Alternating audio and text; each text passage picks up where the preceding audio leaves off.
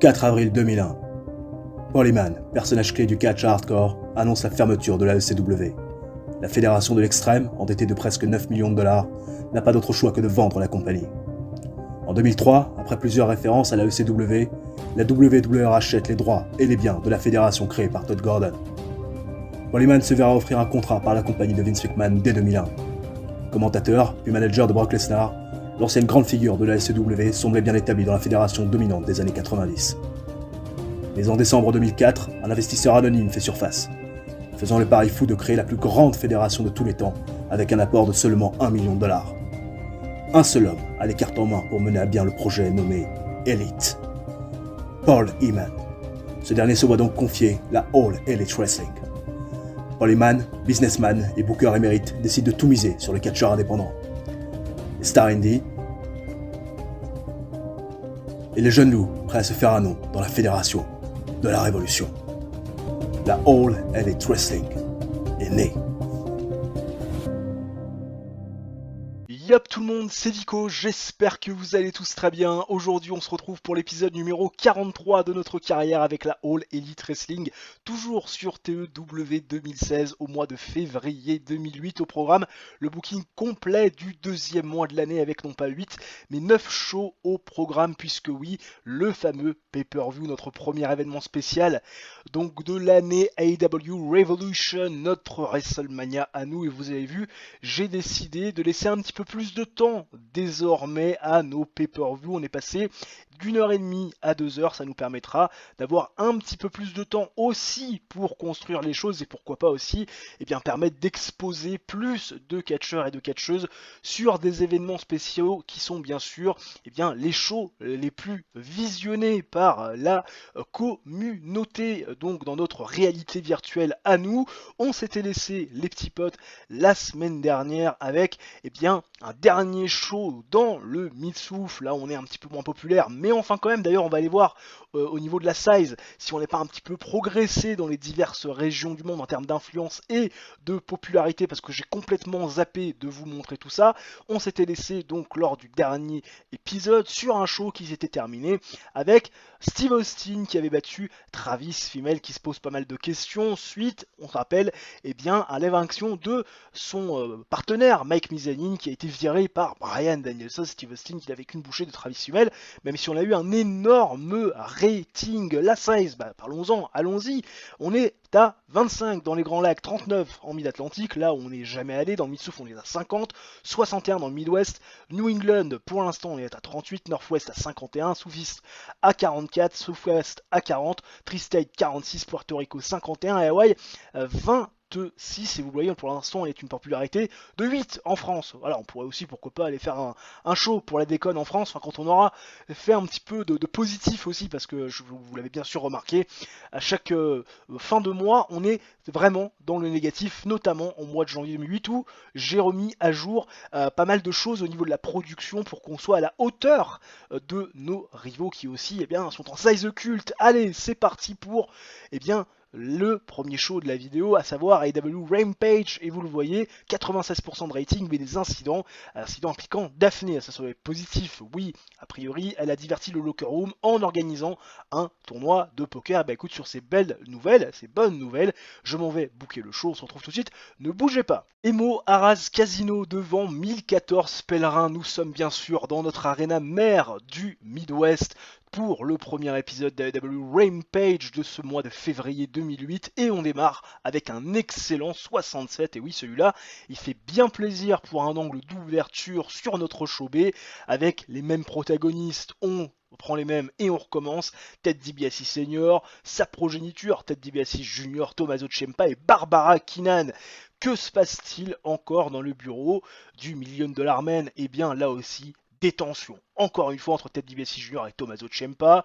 Vous connaissez la petite histoire, Tommaso Ciampa qui en avait marre, il y a 2 petites semaines de ça, de voir la surexposition de Ted DiBiase Jr. et voir que ses performances n'étaient absolument pas regardées. Tommaso Ciampa qui a dû voir son partenaire, James Keenan, actuellement blessé, faire équipe avec Ted DiBiase Jr. On se souvient d'un Tommaso Ciampa qui était intervenu dans un main event il y a 2 semaines, coûtant la victoire à Ted DiBiase Jr. et à son partenaire James Keenan.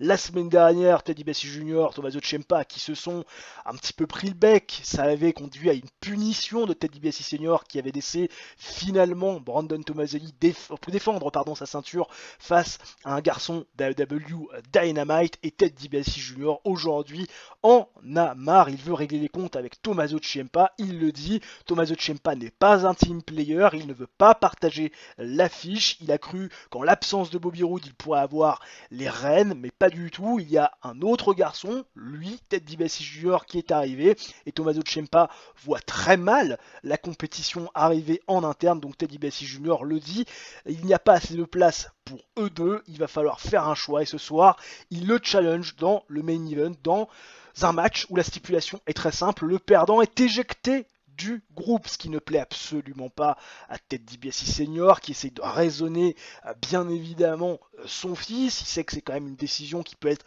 lourde de conséquences, mais Ted DiBiase Jr. n'en démord pas, et Tommaso Ciampa lui voit une opportunité très clairement d'à nouveau briller, donc il va forcément, vous l'imaginez, accepter Ted DiBiase Senior, qui d'ailleurs va interdire formellement Barbara Keenan ce soir d'être forcément dans le coin de Tommaso Ciampa pour respecter l'équité, vous vous en doutez bien. 67, le ton est donné. Derrière, le fameux match de championnat TBS pour couronner la première championne TBS de l'histoire, Edge Lee face à Lacey Van Erich. Lacey Van Erich qui avait remporté au tour précédent son combat face à Serena Deeb, et Edge Lee qui avait battu, on s'en souvient, Reign après une intervention de Lacey Van Erich. Toujours cette rivalité sous-jacente, et donc désormais on a l'affrontement entre la brune et la blonde pour décerner une première championne féminine du show secondaire. Un rating de 26, vous l'imaginez bien, on n'a pas cassé 3 pattes à un canard. Match avec un petit peu de hit, mais quand même du catch embarrassant. Ça aura duré 6 minutes 56, un peu de temps, mais pas trop.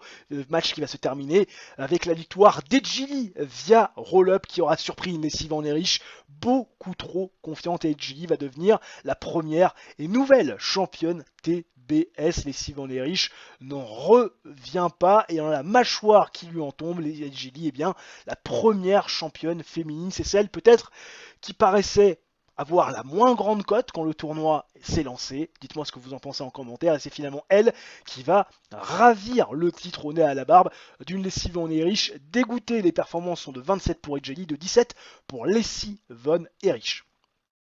Barbara Keenan, qui ce soir ne va pas pouvoir être dans le coin de Tommaso Ciampa, logique pour respecter l'équité, eh bien va finalement décider de se montrer quand même dans la caméra et sous son meilleur jour, puisque petit striptease, voilà, segment léger dans plusieurs sens du terme, 66 de rating, c'est plutôt pas mal. Derrière, 46 de rating. On pouvait s'attendre quand même un petit peu à mieux dans ce match fratricide entre Ted DiBiase Jr. et Tommaso Ciampa. Un match que j'ai teasé quand même depuis 2 semaines. 46 de rating, match qui aura duré 14 minutes 28. Oui, match pauvre, c'est défini comme tel, qui va voir la victoire de Ted DiBiase Jr. qui va surprendre avec le Dream Street Tommaso Ciampa après 14 minutes 28 de combat, et l'intervention du padre Ted DiBiase Senior qui s'en est finalement mêlé aux abords du ring. Il était d'abord à la table des commentateurs pour commenter l'action, puis il s'est rapproché, et puis finalement, voyant sa progéniture en difficulté, a décidé d'outrepasser la directive qu'il avait lui-même posée en allant intervenir et en coûtant la victoire à Tommaso Ciampa, Ted DiBiase Jr. Et donc toujours dans le groupe du $1 million men, et Tommaso Ciampa va devoir, après cette défaite, avec pourtant un 55 de rating, avec performance globale, va devoir quitter le groupe, et du même coup, j'active, son face turn. Bien sûr, oui, le turn se passe plutôt bien. Oui, Tommaso Ciampa est désormais face après, la roublardise et surtout la trahison de Ted DiBiase Senior, en qui il avait, on le sait, toute confiance. 48 de rating, et écoute, on se rapproche des fameux 50 qui constituent un bon show pour le show secondaire. Écoute, c'est plutôt pas mal de commencer comme ça, alors que là on a le beau profil de Sean Riddick qui n'a pas sa photo. Voilà, il est allé aux US en provenance de Russie, et oui, tout juste âgé de 5 ans. La guerre froide à l'époque, bien sûr, la guerre froide. Michelle McCool qui a donné apparemment naissance, voilà, une fille bien portante, tout va bien. Balls Mahoney qui voit la TNA lui offrir un contrat. Alors si c'est contrat signé, écoute, vas-y, voilà. Je vais pas me battre, Balls Mahoney, si t'as envie d'y aller, franchement, vas-y. Je veux pas me battre pour Balls Mahoney. Franchement, je peux avoir aussi bien, voire mieux, sans débourser trop d'argent. Donc écoute, va du côté de la TNA, hein, qui a envie de me prendre des talons. Et 0.07 de TV rating pour Rampage. On va tout de suite voir ce qu'il en est. 55 120 viewers. Effectivement, c'est quand même plutôt pas mal. C'est à peu près pareil que lors de notre show précédent qui avait aussi fait un 48. Bah écoute, on continue sur notre bonne lancée. Iacom Choice Yulon Center devant 11 018 pèlerins. Nous sommes bien sûr dans le Midwest pour le premier AEW Dynamite du mois de février 2008. Pas d'incident backstage dans les locker rooms cette semaine, donc on se retrouve directement pour parler de l'action. Et on démarre avec un 77, mais surtout le retour aux affaires dans le ring de New Age Outlands qui il y a 2 semaines a fait son retour bien sûr avec Beiji qui après être passé à la TNA revient parmi nous. On avait vu les New Age Outlands il y a 2 semaines sauver les fesses de The Nest face à la fureur des Steiner Brothers. On avait vu derrière ces mêmes New Age Outlands prendre des nouvelles donc d'El Jericho avec cette blessure, cette commotion cérébrale de Kevin Steen qui n'était pas trop disposé finalement à entendre les paroles sages de New Age Outlands, mais cette fois-ci NAO sont de retour dans le ring et ils vont faire face aux Rotten Brothers pour un petit round de chauffe. J'ai mis ce match-là en Work the Crowd et autant vous dire que ça s'est plutôt bien passé puisque on fait un gros 77, match décent, en tout cas c'est défini comme tel sur le papier, où les New Age Outlands bien sûr vont battre les Rotten Brothers. 9 minutes 09 de combat, victoire de Kip James sur Axel Rotten via pinfall avec le Fame Macer, des performances de 54 pour Ian Rotten, de 48 pour son frère Axel, et 70 et 77 pour Beiji et Kip James, ce qui fait quand même un bon match pour ouvrir le show et une victoire importante, vous l'imaginez, pour les New Age Outlands. Ensuite, on se retrouve dans le bureau de Paul Heyman et on a avec lui, hein, dans le bureau du chairman, Ted DiBiase Senior, l'avocat de China et Don Callis, le manager d'Amazing Kong, et dans cette promo, dans ce segment, dans le bureau donc du general manager, China va, par l'intermédiaire bien sûr de Ted DiBiase Senior, annoncer la stipulation qu'il a choisie pour Révolution, pour faire face à Amazing Kong, et ce sera un Last Woman Standing. Et oui, apparemment, on nous fait tout un speech comme quoi la division féminine est trop petite pour ces 2 filles, il faut qu'il en reste plus qu'une, et donc à Révolution, la fille la plus forte restera debout et celle qui sera par terre restera à terre. Ce sont les mots de Ted DiBiase Senior. Du coup, à Révolution, Amazing Kong China, championnat du monde féminin, dans un Last Woman Standing Match. Paul Heyman qui fait du très bon boulot, tout comme Ted DiBiase Senior, ce qui a été tout le contraire de Don Callis, qui n'a pas paru très à l'aise durant ce segment. Moneyman, ça gagne de la hit, et Family Monster, malheureusement, on était un petit peu plus monté, donc là on perd un petit peu de la hit, mais pas grand chose. Derrière, Buff Bagwell va faire face avec Boboli, et oui, il fait ses débuts à la All Elite Wrestling, à une équipe composée de Claudio Castagnoli et James Storm. James Storm qu'on avait vu face à Chris Hero la semaine dernière, il prend un petit peu du galon, il va faire équipe avec Claudio Castagnoli qu'on avait pu revu depuis que Amazing Kong sur les bons heures de Don Callis, eh bien lui avait pété la tronche. On retrouve un Claudio Castagnoli compétitif avec James Storm qui font face à Boboli et donc Buff Bagwell, une nouvelle acquisition donc de la All Elite Wrestling dans un match décent.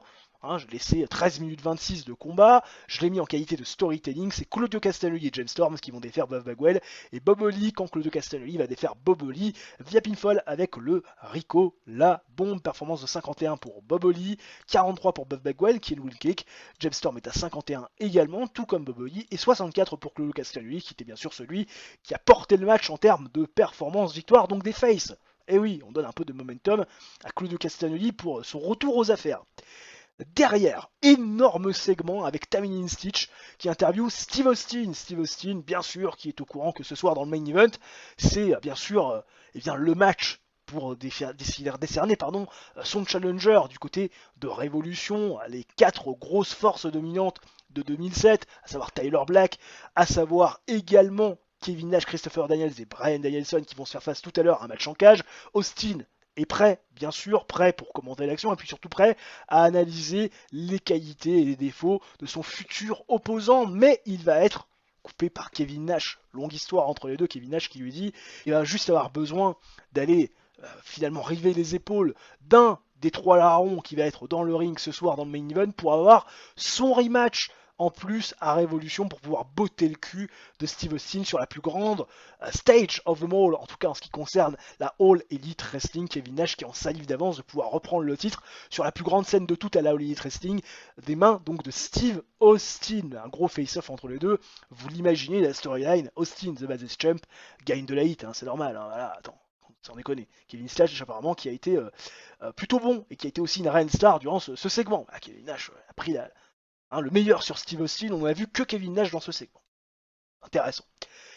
Derrière, Tommaso Ciampa est à Dynamite. Bah bien sûr, il s'est fait virer comme un malpropre de Rampage, ou plutôt du groupe dans lequel il était, à savoir le groupe des Bodyman, et Ted Tommaso Ciampa va voir Paul Heyman en lui disant que, voilà, hier, mardi, du côté de Rampage, il a été trahi par Ted DiBiase Senior et que aujourd'hui, il ne veut plus du tout être affilié de près ou de loin à un garçon en qui il avait pleinement confiance, donc du coup, il ne veut plus aller à Rampage. Sauf que Paul Heyman, bah, forcément, hein, il a viré tout ce beau monde de Dynamite par rapport aux agissements de Ted DiBiase Senior. Forcément, Tommaso Ciampa avait dû dégager du côté de Rampage. Et c'est vrai que cette mesure est censée s'appliquer encore pour Paul Heyman, en tout cas aux yeux de Paul Heyman. Même pour un Tommaso Ciampa qui aujourd'hui a complètement renié Ted DiBiase Senior. Donc Tommaso Ciampa demande à Paul Heyman de prouver sa valeur la semaine prochaine dans le ring. Voilà, il affronte qui il veut, hein, pour prouver sa valeur et montrer qu'il est désormais en plein changement, et surtout qu'il n'est plus sous la houlette d'un Ted DiBiase Senior et qu'il mérite d'être et de faire partie de Dynamite, et pourquoi pas d'avoir des opportunités. Donc Paul Heyman la semaine prochaine aura tout simplement le choix d'un opposant face à Tommaso Ciampa pour gagner sa place du côté de Dynamite. 65 de rating, ça marche plutôt bien. Et enfin, le main event qui nous fait un gros 82 des familles. Je m'attendais pas à moins, 18 minutes 51, j'ai laissé du temps, peut-être un petit peu trop, je ne sais pas. En tout cas, ce qui est sûr, c'est que ça nous fait un énorme 82 et que ce match que j'ai mis en qualité de Steve the Show a clairement volé le show. Match avec Fantastic Elite et du grand catch qui aura vu la victoire de Bryan Danielson après avoir fait un tombé via la Dragon Suplex sur Christopher Daniels, mettant fin du même coup à cette storyline Champion Slayer, puisque Bryan Danielson, le titre TNT n'était pas en jeu, mais va faire le tombé victorieux sur Christopher Daniels, mettant fin à sa rivalité avec le Fedor Angel, mais surtout en allant chercher la spotline pour le championnat mondial du côté du main event d'AEW Revolution. Bryan Danielson sera donc l'opposant de Steve Austin lors du main event du plus gros pay-per-view de l'année. Des performances de 82 pour Christopher Daniels, 81 pour Bryan Danielson, 62 pour Kevin Nash et 71 pour Tyler Black. Kevin Nash et Tyler Black, ils se sont foutus sur la gueule, ça a été une véritable boucherie et Bryan Danielson a su profiter bien évidemment de cette opportunité pour aller cueillir la victoire. Bryan Danielson, Steve Austin, c'est donc l'affiche du main event de Révolution pour le championnat mondial. Je pense qu'elle vous fait saliver. Bah oui, bien sûr qu'elle vous fait saliver cette affiche. 79 de rating global et on améliore bien sûr la popularité dans les 10 régions où nous sommes diffusés, alors que nous avons le beau profil de Chris Emerson, qui est un arbitre du sophiste. Voilà, aux USA, bien sûr. C'est pas plus. Mystère et boule de gomme autour de ce garçon. TV rating de 1.09. Alors là, je pense qu'on a cassé le plus gros rating. Ah non, elle fait 834 000 la semaine dernière. Et là, malgré un bon 79, on fait que 819 000. Il y a des choses qui des fois ne sont pas logiques, mais que voulez-vous. On reste sur un très très bon rating. Hein. C'est vrai que là, sur les 2-3 derniers Dynamite, 79, 77, 75, 77 et 76. Depuis le début du mois de janvier, cette nouvelle année 2008, c'est quand même très costaud. Bon, mauvaise nouvelle les gens, Christopher Daniels est blessé. A priori, il y a eu un problème au niveau des abdominaux et pendant 22 jours, on ne peut pas l'utiliser dans le ring. Alors on peut encore l'utiliser dans les segments.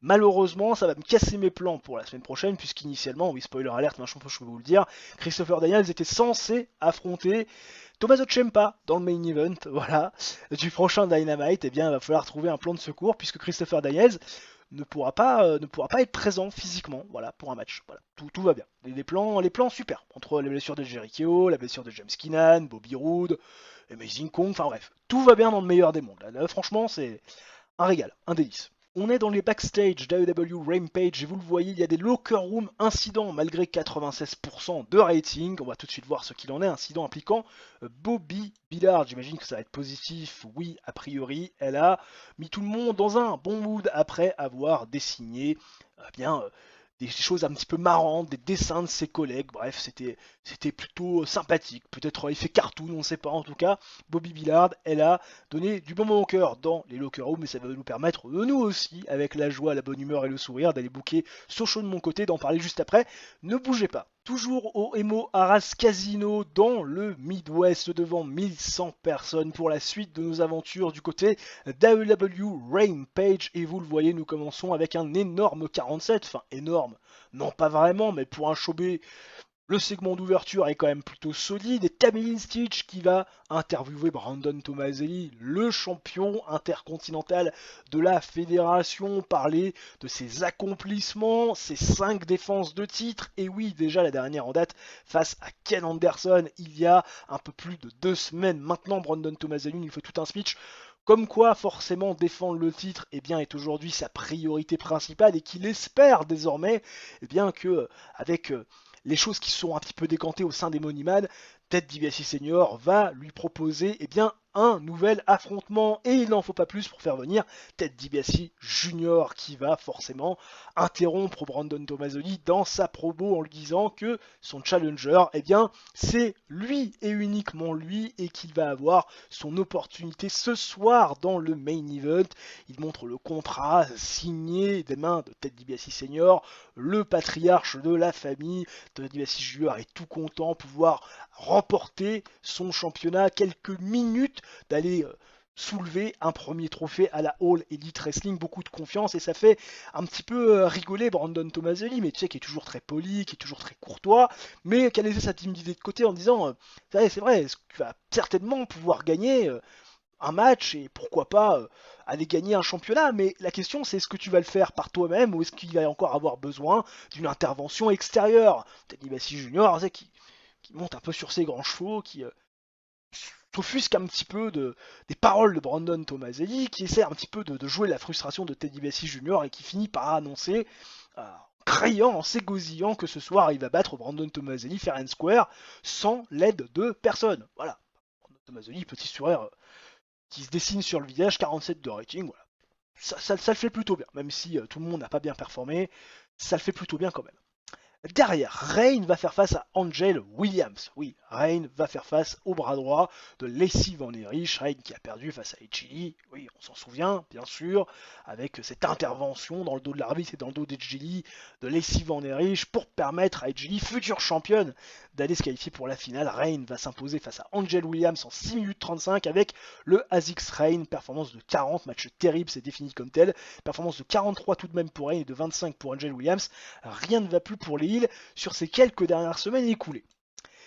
Ensuite, Tammy Stitch va dans le bureau du Moneyman Ted DiBiase Senior puisqu'elle veut des explications par rapport à ce qui s'est passé. Et oui, la semaine dernière, dans le main event de Rampage, Tommaso Ciampa, Ted DiBiase Jr., Ted DiBiase Senior qui avait indiqué que personne ne devait intervenir, que tout devait se faire à armes égales. Finalement, Ted DiBiase Senior a fait son choix et Ted DiBiase Senior nous explique que c'est très difficile dans ces coups de temps-là d'être complètement impartial puisque oui, il y avait Tommaso Ciampa, l'un des membres les plus emblématiques de sa team, et son fils, Ted DiBiase Jr., encore un petit peu trop impulsif, qui se laisse embarquer dans certaines choses, et il a préféré donner son choix, porter son choix sur la famille plutôt que sur l'ancienneté et la loyauté de Tommaso Ciampa, jugeant qu'il y avait un plus gros potentiel du côté de son fils que du côté de Tommaso Ciampa, et que finalement cette hiérarchie qui s'est établie et le fait d'avoir vu Tommaso Ciampa en dehors du groupe va lui permettre de se concentrer sur une seule et unique chose, voir son fils devenir champion intercontinental au sein de cette division Rampage que lui-même a créé. 63 de rating, tout va plutôt bien. Ted DiBiase Senior qui a paru bon durant ce segment. Voilà. clair, net et précis les explications de l'ami Ted DiBiase Senior. Est-ce que Ted DiBiase Junior va être aussi précis et chirurgical dans ce main event qui le pose à Brandon Tomaselli, performance de 54. On peut remercier Brandon Tomaselli avec un énorme 55, un 36 pour Ted DiBiase Junior. Apparemment une bonne chemistry entre Ted DiBiase Junior et Brandon Tomaselli qui a permis à leur chemistry de briller encore un petit peu plus durant ce segment. J'ai laissé du temps, 11 minutes 51, et c'était un match avec un petit peu de hit, mais du catch quand même moyen. Ted DiBiase Junior, c'est pas encore le garçon qui a le plus de capacité in ring, il faut le temps qu'il progresse. Ce qu'il faut quand même savoir, c'est que ce match s'est déroulé sans aucune intervention. Et oui, Ted DiBiase Jr. ne voulait aucunement de l'aide, ni de Barbara Keenan, ni de James Keenan, qui d'ailleurs de retour de blessure, ni même de Ted DiBiase Senior. Son padré, il voulait affronter Brandon Tomaselli, lui prouver qu'il pouvait gagner sans intervention aucune, et bien malheureusement, après 11 minutes 51 de combat, il va se faire river les épaules via pinfall par Brandon Tomaselli, qui va faire un square sans aucune contestation possible, après moins de 12 minutes de combat, remporter la victoire et faire sa 6ème défense du titre intercontinental. Ted DiBiase Jr. perd clean face à l'actuel champion intercontinental de la fédération, de quoi rabattre complètement les cartes en vue du prochain challenger numéro 1 de Brandon Tomaselli. Bah oui, 53 de rating, on augmente bien sûr pas de popularité dans la région, mais ça fait quand même un show plutôt intéressant. Et on bat d'ailleurs les fameux 48 de rating qu'on avait fait ces dernières semaines. Le beau profil de Frank Gastino. Ah bon, c'est un catcheur américain, comme son nom ne l'indique pas, qui a fait ses débuts en 2006. Où ça, on ne sait pas. Mais en tout cas, en tant qu'arbitre, peut-être un peu bizarre ce monsieur. Il n'inspire pas confiance sur sa photo de profil. T'aurais pas te retrouver avec une tête comme ça en pleine nuit du côté de Paris, moi je te le dis. Mike Mizanin qui voit l'UPW lui faire une offre de contrat. Qu'est-ce que c'est que l'UPW? Régional, bah écoute, vas-y, fonce. Et 0.08 de TV rating. Bah écoute, c'est bien. 0.08, c'est un petit peu plus que la semaine dernière. On avait fait 55 120. Là, je pense qu'on va faire plus de 60 000, mais surtout pas loin de 70 000, 67 120 personnes. On augmente de 5 points notre rating global par rapport à la semaine passée. Et ça fait quand même la différence. Ah ouais. On se retrouve dans les backstage d'AEW Dynamite, les petits potes, puisque vous le voyez, malgré un rating de 97%, il y a des locker room incidents, et on va tout de suite les traiter. Incident impliquant Yann Rotten. Qu'a-t-il fait Yann Rotten? Incident positif, puisqu'il a organisé et gagné un tournoi de jeux vidéo. Et écoute, ça a dû mettre tout le monde dans un bon mood. Ils étaient, je pense, prêts et fin et dispo à travailler après s'être divertis. Show que je vais booker de mon côté, et bien sûr, on en parle juste après. Ensuite, ne bougez pas. Il y a comme Choice Union Center, comme la semaine passée pour le deuxième Dynamite du mois de février 2008. Nous sommes devant 10 250 pèlerins. Et oui, les arénas sont toujours autant remplies dans le Midwest. Et nous démarrons le show les gens avec un match que j'ai mis en qualité de storytelling qui fait suite un petit peu à ce qu'on a vu la semaine dernière, puisqu'il y avait, souvenez-vous-en, lors de l'épisode précédent de Dynamite, Claudio Castagnoli et James Storm qui avaient face à l'équipe composée de Buff Bagwell et de Bob Holly. Claudio Castagnoli va donc faire face à Buff Bagwell, puisque Claudio Castagnoli a du momentum. Buff Bagwell n'a pas réellement été battu la semaine dernière, puisque c'est Bob Holly qui a pris le tombé. Donc du coup, c'est parti pour un match en storytelling, histoire d'ouvrir le show de manière plutôt intéressante. 64 de rating, c'est plutôt pas mal. D'ailleurs, performance in-ring de 64 de Claudio Castagnoli, 39 pour Buff Bagwell. J'ai mis ce match en storytelling, j'ai laissé un petit peu de temps, format TV, 11 minutes 37 de combat, victoire de Claudio Castagnoli dans un match jugé décent, via le Swiss Diff tombé 1-2-3, victoire sans appel, Claudio Castagnoli qui prend à nouveau du momentum sur la personne de Buff Bagwell. Plutôt une bonne entame de show qui va derrière se poursuivre avec un Bryan Danielson tout feu tout flamme qui va faire tout simplement une auto-promo en se mettant over. Et oui, lui, le champion TNT qui est le Slayer à proprement dit de la fédération, le Dragon Slayer, le Legend Slayer, le Champion Slayer, il est tout simplement le coupeur de tête officiel de la fédération et il est désormais le challenger numéro 1 au titre de Steve Austin. Voilà, il n'oublie pas de, encore une fois, de mettre la couverture sur lui, hein, puisque voilà, on fait pas du tout étalage des diverses interventions de Maryse, de Travis Fimmel, en amont ou en aval, ou lors des matchs précédents qui ont construit le succès, bien sûr, de Bryan Danielson. Mais Bryan Danielson va aussi nous dire que ce soir, eh bien, Travis Fimmel aura autant de succès que lui du côté de Dynamite dans le main event, autant de succès que ce qu'il a eu la semaine dernière, autant de succès que ce qu'il aura du côté de Révolution, puisque ce soir Travis Fimmel va affronter Tommaso Ciampa, un garçon qui est en provenance du Showbiz, qui n'est pas du niveau de Travis Fimmel selon les dires de Bryan Danielson, toujours autant confiant qu'ils font Faron, puisque forcément Steve Austin n'est pas là ce soir. Bryan Danielson qui a plutôt aimé aller en dehors du street. C'est vraiment assez intéressant de noter. 70 de rating, c'est plutôt intéressant. Derrière, Damien Stitch va confronter, interviewer, en tout cas, c'est un petit peu plus juste dans ces termes-là, les New Age Outlands. Et oui, BG et Kip James qui vont faire une autre promo et se placer en tant que challenger numéro 1, incontesté et incontestable après la blessure, la commotion cérébrale donc de Kevin Steen, la moitié d'Algérie KO, et forcément ils se sentent prêts, Kip et BG James, et bien à aller confronter les Steiner Brothers qui sont très dominants dans le ring bien sûr, mais qui surtout font preuve de beaucoup, pas dire de couardise, mais qui sont se comportent un peu comme des jackasses en backstage, attaquer tout le monde par derrière, notamment avec des objets contendants. Et si quelqu'un veut s'opposer, et bien quelque part, à leur montée en puissance et à leur statut de challenger numéro 1, ils sont prêts et bien, à écouter les arguments de l'équipe en question, s'il y en a, bien sûr. Hein, voilà. Forcément, vous imaginez qu'il va en avoir une. Et c'est ni plus ni moins que James Keenan et Ted DiBiase Jr. Voilà, c'est un petit segment sympathique où on rigole bien, où James Keenan et Ted DiBiase Jr. vont se faire défoncer la gueule dans un match plutôt décent, mais pas beaucoup de hits.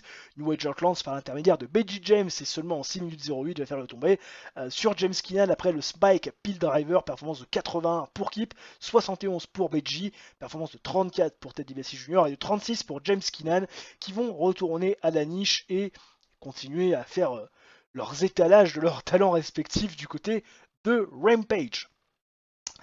Derrière, vous imaginez bien que les Steiner Brothers, qu'on a mentionné un petit peu plus tôt dans la promo, vont par derrière, avec des barres de fer, tenter d'attaquer BG et Kip James, mais les yeux dans le dos les mecs, ils ont un sixième sens.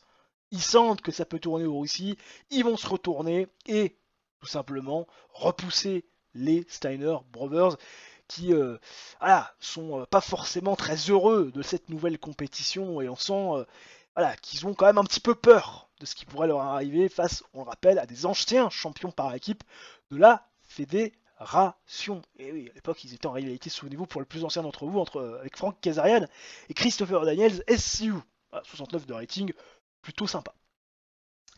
Damien Stitch en interview avec Tommaso Ciampa. Tommaso Ciampa qui nous parle ce soir de son opportunité et du fait qu'il doit impressionner Paul Heyman en remportant son match, il le sait désormais, face à Travis Fimmel. Travis Fimmel, gros compétiteur, il met en avant les faits d'armes du protégé de Bryan Danielson, bref, pas un match facile, mais Tommaso Ciampa, en bon babyface, se dit qu'avec l'appui du public, puisque désormais il est face, pourrait, pourquoi pas, aller battre Travis Fimmel, qui sur le papier est largement favori.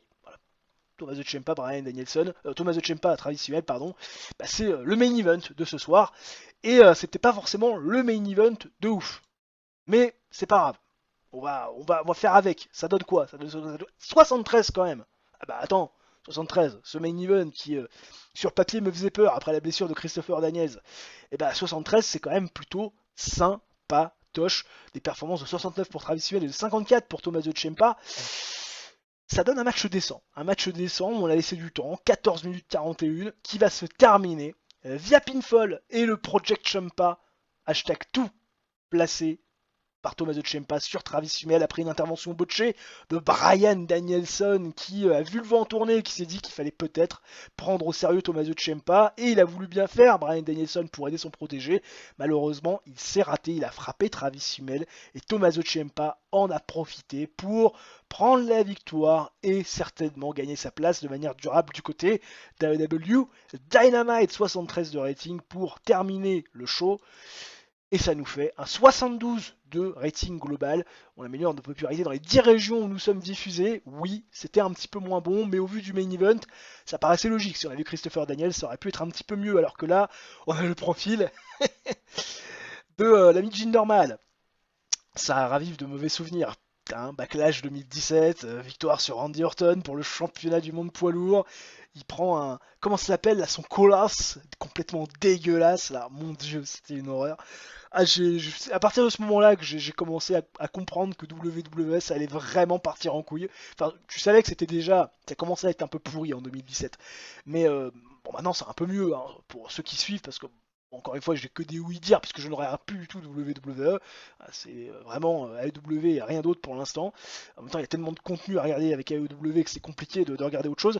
Mais c'est vrai que oui, là, c'est avec la victoire de Jinder Mahal sur Randy Orton, là, c'est vrai que c'était le moment où tu t'es dit, ouais, WWE, ça part en couille, c'est plus la peine. Yann Rotten, le contrat prend fin. Bah écoute, Yann Rotten, on va tout de suite lui proposer un contrat à Yann. Qu'est-ce qu'il veut, Yann? Pas par apparence. On va te baisser à 1000 et puis on va te mettre une downside à 900 sur un an et puis ça ira très bien. Puis j'imagine que ton frère dans les jours prochains va vouloir... Putain, tu fais chier toi. Va vouloir lui aussi avoir son offre de contrat. Allez, ça c'est fait. Ce n'est plus à faire. 888 930 viewers, un petit peu plus que la semaine dernière, beaucoup plus malgré un choix un petit peu moyen. Et bah écoute, c'est bon pour The Business en espérant que ça continue à améliorer notre popularité et surtout notre importance dans les diverses régions des États-Unis où nous sommes diffusés et proprement exposés. De retour dans les backstage d'AEW Rampage, et vous le voyez, nous avons des locker rooms, incidents à traiter, incidents impliquant à nouveau Bobby Billard. Et bien cette fois-ci, c'est pas une bonne nouvelle puisqu'elle a manqué un rendez-vous avec un Road Agent. Donc on doit traiter un petit peu, ça va être fine. Ça va être fine. Une petite amende, rien ne résulte de ça. Est-ce qu'elle améliore son comportement? Pas du tout. Mais en tout cas, l'incident a plutôt bien été traité. Je boucle le show de mon côté et on en parle juste après comme d'habitude. De retour au MO Arras Casino devant 1050 pèlerins pour le troisième AEW Rampage du mois de février 2008 et nous commençons avec un bon 57 de rating pour le segment d'ouverture. Vous le voyez, il y a une nouvelle tête, celle de Nick Nemeth. Et oui, on avait déjà un peu teasé cette arrivée de Nick Nemeth, vous avez vu, participer à la signature de contrat. Et oui, on l'a chopé des mains de l'Ohio Valley Wrestling, école formatrice de la WWE. Et dans ce segment, Nick Nemeth va faire ses débuts. Alors comment s'agence ce segment? On a une Barbara Keenan qui est dans le bureau de Ted DiBiase Senior, le $1 million man. Barbara Keenan qui voilà, veut un moment câlin, mais Ted DiBiase Senior, il n'est pas du tout dans le bon mood parce que Ted DiBiase Junior, son fils, s'est fait avoir comme un bleu la semaine dernière. Il n'arrête pas de ressasser ça, ça fait une semaine qu'il ressasse ça, le patriarche. Et voilà, Barbara Keenan, elle a pas trop ce qu'elle veut. Et ils vont se faire, en plus, interrompre Ted DiBiase Senior dans ce complaint total par quelqu'un qui va toquer à la porte. Et forcément, vous imaginez bien que Ted DiBiase Senior, il n'est pas du tout content de se faire interrompre. Il va demander à la personne d'entrer avec une voix un peu virulente. Et là, le visage va petit à petit s'éclairer. Pourquoi? Parce qu'il voit Nick Nemeth, l'ancien champion par équipe de l'Ohio Valley Wrestling. Et il va le prendre par l'épaule et le présenter à Keenan en disant que c'était Nick Nemeth, l'ancien champion de l'Ohio Valley Wrestling, en tout cas par équipe, qui était dans le viseur de la WWE. Et lui, Ted DiBiase Senior, a réussi à faire les yeux doux à Nick Nemeth pour pouvoir finalement le signer du côté de la All Elite Wrestling et le faire débuter sur son show Rampage. Et ce segment, il va un petit peu se rapprocher pour le plus ancien d'entre vous, ceux qui l'avaient vu en direct live et d'autres qui l'avaient vu certainement en replay comme moi parce que trop petit pour le voir de nos yeux vus en direct live. Ça va ressembler un petit peu au segment d'introduction de Randy Orton par Vince McMahon auprès de Stacy Keibler, c'est-à-dire un Nick Nemeth qui va se retrouver, puisque Ted DiBiase Senior va être appelé, va se retrouver seul dans le locker room avec Barbara Keenan, et Barbara Keenan, un peu à la manière d'une Stacy Keibler avec Randy Orton, va un petit peu teaser et flirter avec Nick Nemeth, et quand Ted DiBiase Senior va revenir, puisque il va revenir, et bien Nick Nemeth, un peu à la manière d'un Randy Orton, quelques années auparavant IRL, va se retrouver en fait en calbar dans la pièce, voilà, avec une Stacy Keibler qui a une main aux fesses de Randy Orton, et bah là Nick Nemeth va se retrouver main aux fesses à Barbara Keenan et devant Ted DiBiase Senior qui ne va pas du tout bien apprécier et qui va mettre Nick Nemeth dans un match de tous les dangers ce soir dans le main event puisqu'il va affronter Chris Hero. Voilà, bon, Nick Nemeth pas très content de s'être fait berner par Barbara Keenan. Voilà. Et gimmick d'ailleurs de Nick Nemeth qui est pauvre. Voilà. Pourtant il n'a pas besoin de gimmick le garçon et c'est pauvre. Peut-être qu'il va falloir lui en assigner une. En tout cas, Nick Nemeth, il s'est fait rouler dans la farine par Barbara Keenan qui voulait passer un petit peu de bon temps. Malheureusement, Nick Nemeth, il va apprendre à ses dépens qu'il ne faut pas flirter avec, oui, la petite amie du chairman. Ah, attends, quand même. Derrière, Brooke Adams, Bobby Billard qui font face aux sœurs Garcia. Et bah écoute, c'est un match qui fait 22, match abyssal, 5 minutes 48 de combat, victoire des sœurs Garcia qui vont faire le tomber sur Bobby Billard. Voilà, en utilisant illégalement les cordes, et on peut imaginer que Nikki et Brie, elles se sont échangées, voilà, parce qu'on les reconnaît pas, et voilà. Le public l'a vu, tout le monde l'a vu, sauf l'arbitre. Voilà, tombé sur Bobby Billard, qui prend double dose, tu vois, l'amende et puis le tombé final. Tu vois, double dose, elle prend vraiment doublement pour son grade. Victoire donc des Hill. Performance de 18 pour Bobby Billard, 17 pour Brooke Adams, ça se tient 21 et 19 pour Brie et Nikki. Rien à signaler, c'était assez pourri. Oula, ça c'est une très bonne note, 54 de rating pour un segment féminin où Tamina Stitch va interviewer Edgy, la toute fraîche championne TBS. Voilà, hein, championne TBS, contente d'avoir remporté le tournoi, de devenir la première championne féminine du show secondaire, enfin bref, hein, elle est honorée Edgy de cet honneur qu'elle s'est octroyé, et elle va être confrontée à Rain. Rain qui va être présente, qui va féliciter HGD pour son accomplissement. Voilà, Rain qui ne l'avait pas pris au sérieux ou pas assez, et là voilà, elle quelque part, elle va donner un petit peu son aval par rapport à la position d'Edgely, et Edgely va la remercier de tout ça, déjà de ses belles paroles, et puis surtout va s'excuser de l'intervention de Lacey Van Erich lors de leur demi-finale, intervention dont elle ne s'était absolument pas rendue compte, et Edgely annonce à Reign que, elle va lui donner une opportunité pour le titre. Ce qui va pas du tout plaire à Lacey Van Erich, qui va débouler Tenille Fury en disant que l'opportunité Reign ne la mérite pas. Hein. Lacey Van Erich qui va être accompagnée d'Angel Williams, qui est derrière pour couvrir ses arrières, et Lacey Van Erich va annoncer qu'elle aussi mérite son rematch parce que Edgy ne l'a pas vraiment battu, hein. Elle l'a fui, et elle a profité à un moment donné d'un dixième de déconcentration de Lacey Van Erich pour aller chercher le titre. Bref, ce n'est pas une vraie championne. Donc là, il y a vraiment une grosse confrontation entre trois filles qui veulent la même chose, c'est le titre TBS. Hein, voilà, pas banal l'histoire. Et enfin le main event qui fait un petit 40 de rating. Alors il fallait s'y attendre parce que Nick Nemeth, il faut le temps qu'il prenne de la popularité. Chris Hero, c'est pas bien mieux, hein, puisque Chris Hero fait 31 alors que Nick Nemeth fait 38. Et nous avons donc Nick Nemeth qui va faire face à Chris Hero, mais qui va surtout, faire ses débuts et aller chercher sa première victoire. Oui, parce que Nick Nemeth, après 11 minutes 46 de combat, va battre via pinfall et le leaping reverse Stio Chris Hero après la distraction de Barbara Keenan. Et oui, Barbara Keenan, alors que Nick Nemeth n'était pas trop rassuré de la présence de cette dernière aux abords du ring, va voir finalement Barbara Keenan aller lui offrir la victoire en attaquant dans le dos de l'arbitre Chris Hero. Et petit regard, petit clin d'œil, regard amoureux entre ces deux jeunes gens. 42 rating, fin du show, fin de l'histoire.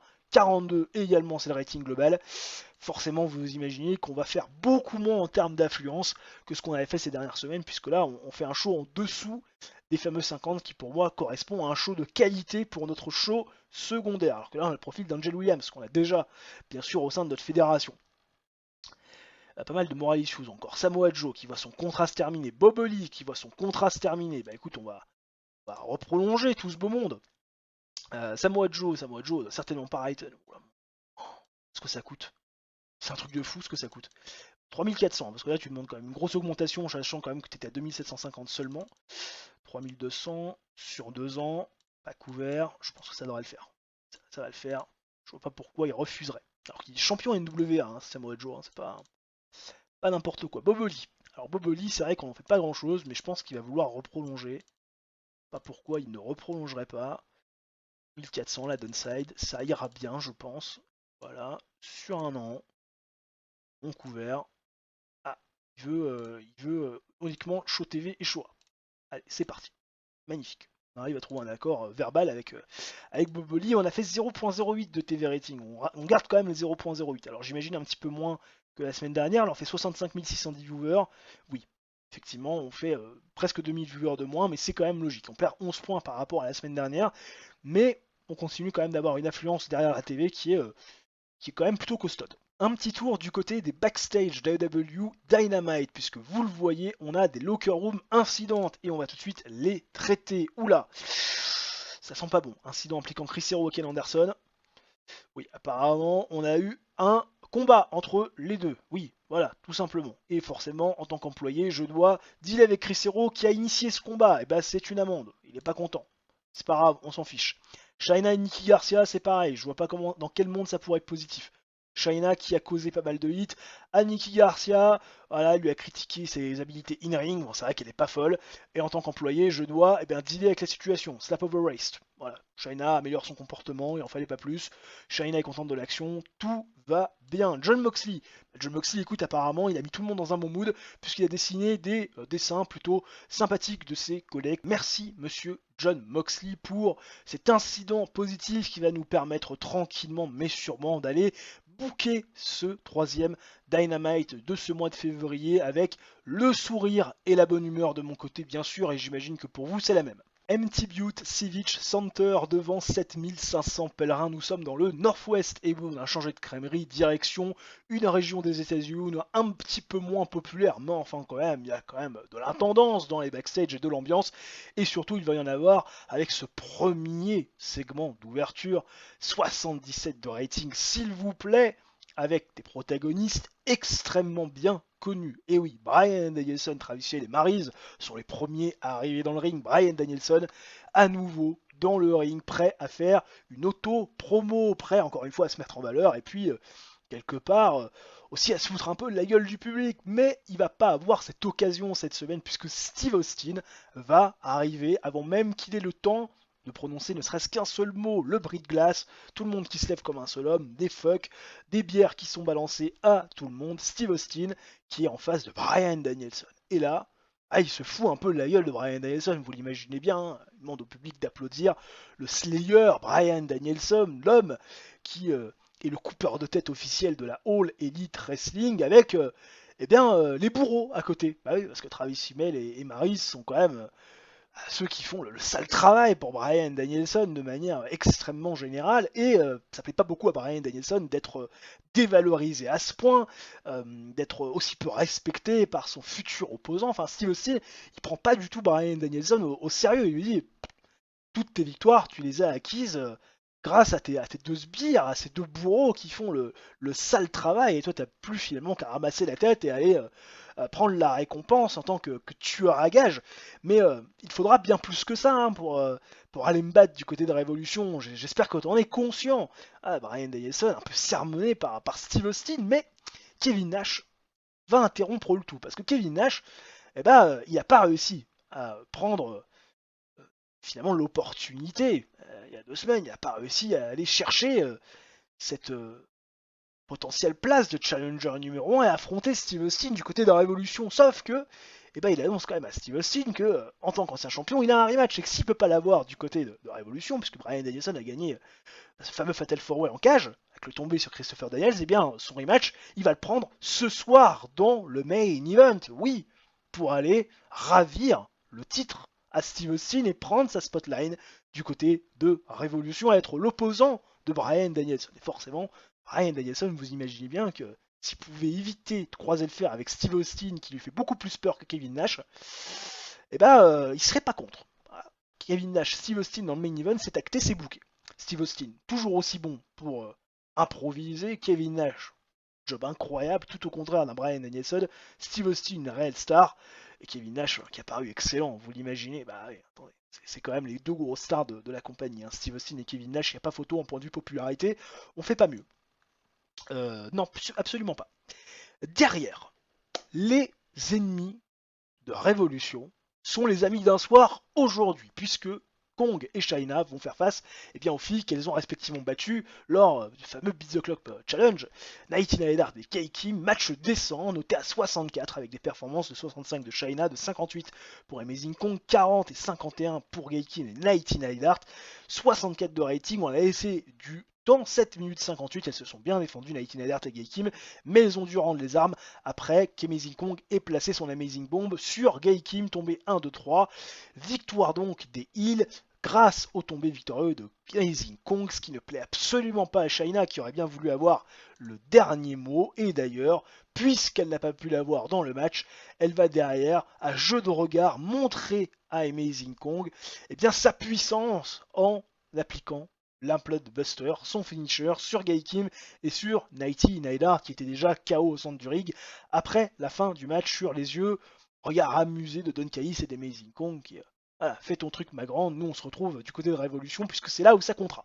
Steiner's Brothers contre les Briscoes, et oui, là c'est affrontement fratricide, hein. Deux frères à chaque fois qui s'affrontent. Et le titre sont pas en jeu, mais enfin quand même, c'est un match important puisque c'est un match d'hommes, un match où il va falloir frapper fort. Et à ce jeu-là, ce sont les Steiner Brothers qui, dans un match sans disqualification aucune, vont triompher des Briscoes après 8 minutes 39 de combat quand Rick Steiner va défaire Jerry Briscoe via pinfall avec le Steiner Razor. Scott Steiner, vous imaginez bien, toujours au-dessus de tout le monde, avec un show qui quand même est un rating global de match qui fait un 81, puisque oui, on a une performance de 100 à nouveau pour Scott Steiner. Rick est à 55, Mark est à 37 et Jay est à 34. Voilà, hein, des performances qui sont assez moyennes pour les frères Briscoes, mais voilà, encore une fois la présence de Scott Steiner qui fait briller le tout, et les Steiner Brothers qui prennent à nouveau une victoire importante, et ce qui va aiguiser la curiosité et surtout qui va être une idée en tête à New Age Outlands, Beiji et Kip James qui vont venir confronter les Steiner Brothers en leur disant les gars, nouvelle victoire impactante, dans un combat violent, match d'hommes, vous avez l'air d'aimer ça, vous avez l'air de me casser la gueule dans les backstage, de me casser la gueule à des petits jeunes dans le ring quand il n'y a pas vraiment de règles, pourquoi pas, à Révolution, puisque on est désormais les challengers numéro 1 attitrés, là aussi, mettre en place un match d'hommes, pourquoi pas mettre un match de rue, un combat de rue, un street fight.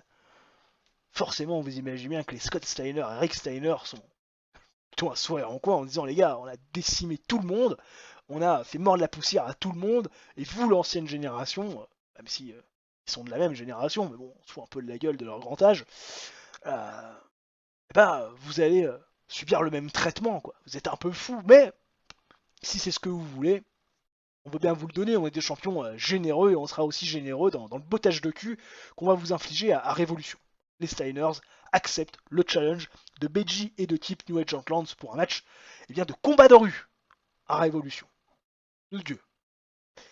Ensuite, un petit striptease de Rena Mero, histoire de détendre l'atmosphère, ça fait 62 juste avant le main event entre Kevin Nash et Steve Austin, et oui, nouvel opus entre ces deux garçons, qui va nous faire un énorme 82, et oui, mes aïeux, 4 minutes 35 de combat, c'est le temps qu'on leur a laissé, match exceptionnel, c'est défini comme tel, en même temps performance de 91 de Steve Austin et Kevin Nash qui se rapproche des 70 avec un gros 67, Kevin Nash et Austin qui ont une grande chemistry quand ils s'affrontent, c'est pour ça qu'on fait une aussi bonne note, 15 minutes 35 de combat qui va se terminer avec un Stone Cold Stunner quand Steve Austin va appliquer ce finisher à Kevin Nash après 15 minutes 35, victoire complètement clean de Steve Austin qui va faire donc sa troisième défense du titre mondial, cette fois-ci mettant back of the line Kevin Nash, victoire vraiment impactante de Steve Austin dans l'idée qui va être clairement l'opposant incontestable de Bryan Danielson du côté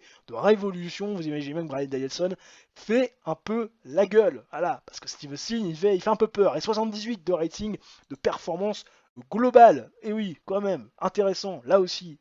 Alors qu'on a le profil de Dr. Luther, et oui, Luther du côté de la All Elite Wrestling, il était bien jeune sur cette photo. Non, il y a, comment il s'appelle, Serpentico, il fait équipe avec Serpentico, une équipe toujours un peu bizarre. Bon, on les voit plus trop à la télé, mais bon, voilà, quand même un record extraordinaire avec des défaites, notamment pour Serpentico, je crois, qui est de plus de 100 défaites à la All Elite Wrestling, c'est vous dire à quel point c'est dur pour cette équipe. 1.20 de TV rating. Bon, bah écoute, c'est pas si mal, 1.20 de TV rating. On fait 78. et on fait 905 930 viewers. Là, on va se rapprocher du million de téléspectateurs très rapidement. Ça pourrait être une barre assez intéressante à franchir, pourquoi pas, du côté de Révolution, sait-on jamais. Aucun incident dans les backstage d'AEW Rampage dernier de ce mois de février 2008, donc du coup j'ai décidé, puisqu'on est qu'à 77% de backstage rating, entre guillemets, de faire un petit medley entre la championne Edge Lee et Nikki Garcia. Et oui, l'une des sœurs Bella. On va voir ce que ça va donner, middle positif ou non, pas d'effet particulier. Bah écoutez, pas de regret, au moins on aura tenté, c'était complètement random. Ça aurait été sympa que ça le fasse, que ça matche, comme ça aurait permis d'améliorer un petit peu notre backstage global. Mais écoutez, on va se contenter de la décision du jeu, on va booker le show de notre côté, puis bien sûr en parler juste après, ne bougez pas. On reste dans le Nord-Ouest, les gens devant 803 pèlerins dans une localisation inconnue. On est dans le Nord-Ouest ou je sais pas, mais on y est. Et Paul Heyman, lui aussi, est présent. Paul Heyman est le guest de Ted DiBiase Senior. Vous imaginez bien que c'est la folie. Ted DiBiase Senior qui lui fait visiter, qui lui parle, bien sûr, de Rampage, de son projet. Bah oui, parce que Ted DiBiase Senior, on le sait, il est intimement lié avec Paul Heyman pour faire désormais du business, pour permettre à Rampage de se produire en pay-per-view. Ah oui, vous vous souvenez bien sûr de la discussion qu'avait eu Bobby Roode et Ted DiBiase Senior dans pas mal d'épisodes de cela. Ted DiBiase Senior, il cire un peu les pompes de Paul Heyman pour justement permettre à tous ces garçons et ces filles qui sont à Rampage de pouvoir avoir une place en pay-per-view. Donc Paul Heyman, il est en train un petit peu de visiter et puis de voir aussi un petit peu si le produit mérite d'être exposé, ce qui est tout à fait logique. AJ Lee et Reign.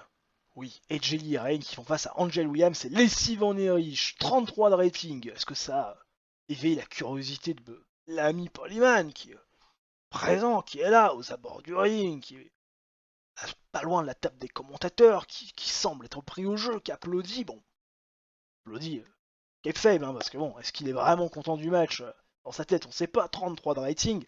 C'est pas fameux, mais ça reste quand même beaucoup mieux que ce qu'on a pu faire ces dernières semaines.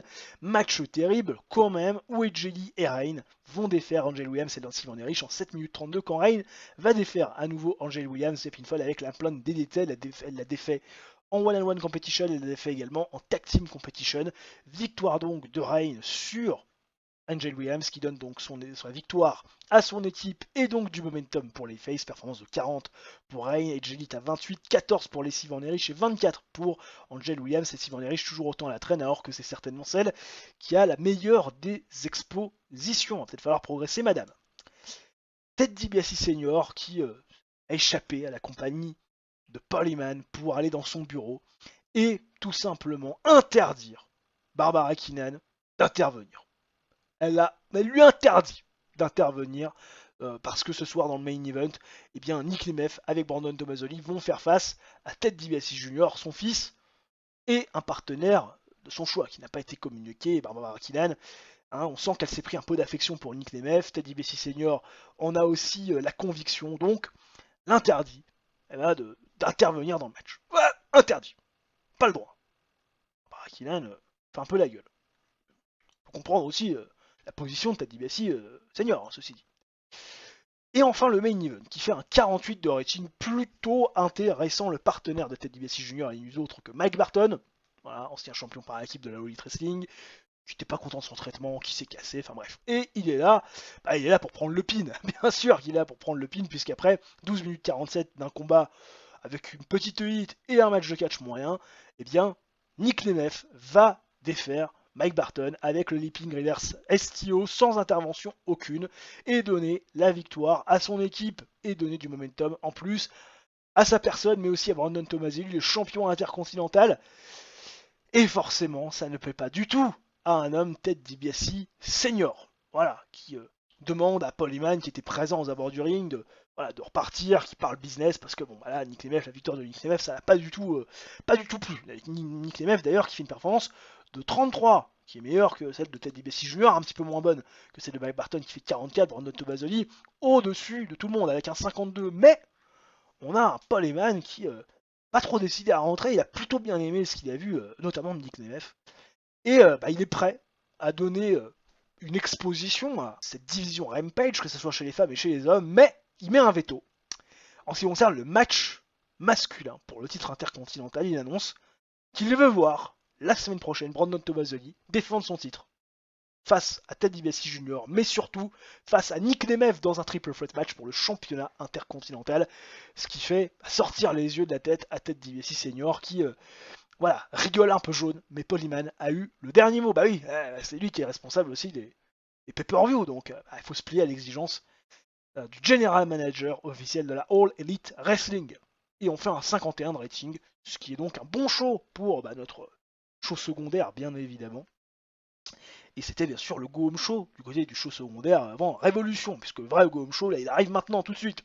Eh oui, dernier Dynamite avant le fameux premier pay-per-view de l'année, le premier des 4 pay-per-view. Donc TV rating de 0.08, on garde un TV rating de 0.08, et CM Punk qui s'est blessé, CM Punk qu'on suit. CM Punk qui est d'ailleurs, CM Punk, il est à New Japan. Bon, pourquoi pas. Il est à New Japan, magnifique barbe, monsieur CM Punk. Popularité, oui, ça j'en ai rien à foutre, c'est physique, moi que je veux voir. Bon, d'accord, il peut bosser, mais apparemment il a des douleurs au niveau des bras. Pourquoi pas, hein, il avait eu aussi des blessures avec Axel Rotten, contracté en juillet 2006. Est-ce qu'il était toujours là en juillet 2006, CM Punk? Peut-être, je sais plus s'il était encore avec nous. À ce moment-là, notre ami Street Edge. Donc 0.08 de TV rating, 65 690 viewers, c'est un petit peu plus que la semaine passée. C'est normal, en même temps on fait 9 points de plus que la semaine dernière, on continue à avoir un momentum plutôt assez intéressant et surtout des suiveurs très réguliers devant leurs écrans. Enderalf Engelstad Arena devant 11 640 pèlerins. Nous sommes bien sûr dans le Midwest pour le Go Home Show d'AEW Revolution et nous démarrons le show les gens avec un 72 de rating plutôt correct pour le segment d'ouverture qui va opposer bien sûr les deux protagonistes au main event du plus gros pay-per-view de l'année, Bryan Danielson et Steve Austin. Bryan Danielson est le premier à arriver bien sûr avec sa clique, Maryse et Travis Fimmel de moins en moins réceptif, bien sûr, à tout ce que fait et dit Bryan Danielson depuis, vous savez, la fameuse invasion de Mike Mizanin du groupe, du Slayer de la compagnie, Travis Fimmel qui rumine encore aussi, bien sûr, sa défaite face à Tommaso Ciampa, défaite qui est intervenue par, on le sait, le botch de Bryan Danielson, mais Bryan Danielson, il n'est pas là pour parler des états d'âme éventuels de Travis Fimmel, ni même de ce que pourrait penser éventuellement Maryse, de la non-reconnaissance et de sa non-reconnaissance de tous ses actes. Bryan Danielson, il est là pour parler de Steve Austin et surtout de son affrontement. Il le dit au public, c'est le meilleur choix possible pour lui. Bah oui, il préfère affronter Steve Austin que Kevin Nash, parce que Kevin Nash est plus imposant, fait beaucoup plus peur, est beaucoup plus impactant et intense physiquement parlant. Enfin bref, Bryan Danielson, il dit ça, mais il pense tout le contraire, ça se voit dans ses yeux. Hein, Bryan Danielson qui essaie de se donner du courage et surtout des raisons d'espérer d'aller chercher ce titre, mais Steve Austin va mettre un frein à toutes les ambitions de Bryan Danielson, puisqu'il va lui annoncer quelques petites nouvelles. La première, c'est que ce soir, il va réaffronter lui, Steve Austin, le champion, Travis Fimmel dans le main event pour mettre hors d'état de nuire son sbire, voilà, qui serait peut-être bien inspiré de quitter finalement un groupe où il n'est pas considéré, ou surtout il doit toujours faire le sale travail sans aucune considération de Bryan Danielson. Steve Austin qui va donc botter le cul ce soir de Travis Fimmel dans le main event, et puis surtout il annonce Steve Austin que Bryan Danielson, au vu du fait qu'il est aussi le champion TNT et challenger numéro 1 au titre donc mondial, il va donc avoir 2 matchs. Et oui, ce match de championnat face à Steve Austin dans le main event, mais surtout, eh bien, un match pour défendre son titre TNT. Il va devoir le défendre dans le main event, dans le pay-per-view Révolution. D'ailleurs, ça sera l'opener, spoiler alert, face à Tommaso Ciampa, que Paul Heyman a réintégré sur Dynamite, mais à ce qui surtout il a voulu donner une promotion après sa victoire impactante. Hein, ça a retenu l'attention de Paul Heyman, le general manager, face à Travis Fimmel, et donc Bryan Danielson va être obligé d'affronter Tommaso Ciampa pour le titre TNT, et bien sûr va devoir ensuite, s'il veut devenir double champion, affronter Steve Austin dans le main event pour aller relever les épaules du champion et devenir champion du monde, ce qui n'arrange absolument pas Bryan Danielson, qui va partir forcément avec un gros désavantage face à Steve Austin, mais Steve Austin le dit, tu craignais plus Kevin Nash que moi, donc finalement avoir un match de plus, ça ne doit pas te faire peur, dit-il de manière ironique. Bryan Danielson a été très pauvre pour improviser dans le dialogue, alors que Steve Austin a été une véritable star dans le segment. Ah, bien sûr, une véritable star, c'est Steve Austin. Les Rotten Brothers qui font face aux Steiners, bah voilà, là encore une histoire de frères. Et bah écoute, ça fait un 81, pourtant on a laissé un match plutôt court, un format TV 10 minutes 09. Victoire bien sûr des frères Steiner, après un match plutôt bon en termes de catch et réaction plutôt décente de la foule. 10 minutes 09 de combat qui va avoir la victoire de Rick Steiner sur Ian Rotten via pinfall avec le Steiner Razor. Performance de 100 encore une fois de Scott Steiner. Rick est à 57, on est à 55 pour Ian et 48 pour Axel. Ça monte tout doucement du côté des frères Rotten, mais c'était pas suffisant bien sûr face aux Steiner Brothers, vous les imaginez bien. Ensuite, on retrouve Peggy et Kip James qui vont être dans les backstage et qui vont retrouver El Generico. Oui, El Generico, El Generico et Kevin Steen. Et forcément, bah, on va aux news. On voit Kevin Steen toujours accompagné d'un médecin et toujours le bandage sur la tête. Et Peggy James et Kip James annoncent que voilà, du côté de Révolution, ils vont faire le travail, ils vont venger quelque part El Jericho de l'attaque surprise des Steiner Brothers dans leur dos, prendre les titres par équipe et ensuite leur donner leur opportunité parce que les gamins ils méritent et surtout ils sont déçus pour eux quoi. Voilà.